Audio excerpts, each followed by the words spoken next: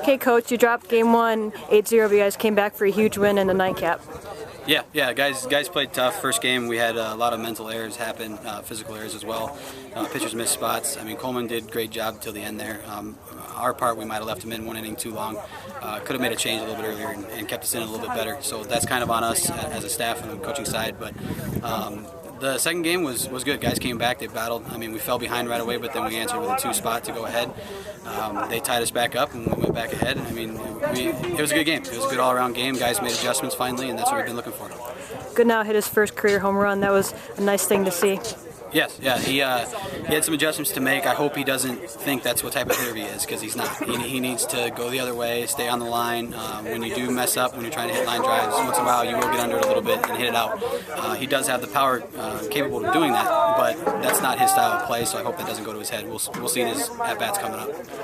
Jimmy Maxwell had an impressive game in the second one, coming from a broken hand and hitting 2 long doubles. Looks like he's starting to regain his form. Yeah, he just needed to get back into swinging things a little bit. I think he's got his reps down now. We kind of talked a little about it. His adjustment was basically stay a little bit shorter. He does take big swings, and the shorter with him, just kind of keep the front side closed a little bit, and good things will happen when he stays the other way, up the middle and opposite field. Talk a little bit about your pitching in game 2. Derek Fisher, Christensen, and Chris Nichols closing it out. Fisher did his job. He got to where he needed to. I tried to get greedy on my end and send him back out to face the right-hander, and then we knew they weren't going right, left coming up. So I told Drew, I told him he was coming in after the first hitter regardless. Derek just unfortunately walked the kid.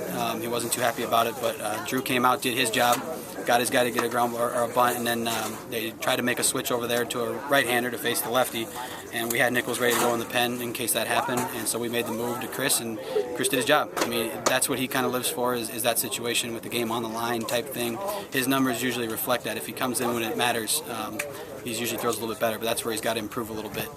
When he comes in some other innings where we're down or we're up a ton, I mean, it's a different Nichols we see out there, so I'm hoping he understands he can get there and be a bulldog every time he goes out rather than just when it's a close or something's on the line. But he did a great job today.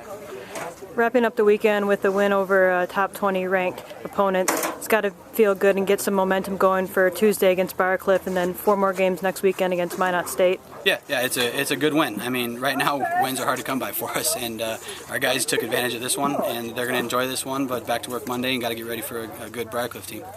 Thanks, Coach. Yep.